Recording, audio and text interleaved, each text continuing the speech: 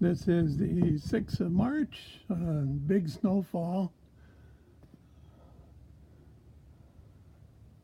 6th of March, 2018. Looks like we're going to have about 1.5 feet. It's been snowing all day.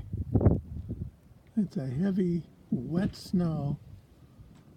Just got a call from Bloomingdale police, and they're telling people to stay off of the roads because a lot of power lines are down on the side streets, and the whole place is a disaster. So our power has kind of flickered on and off, but so far we're okay. This is our huge pine tree right across the street, which kind of blocks our view. We'd be happy if good parts of that came down.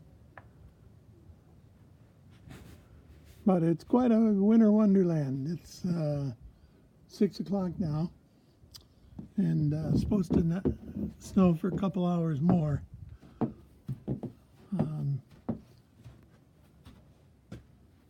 Took a measurement an hour ago. It was 14 inches, so I figure another 4 inches would make it 6.5.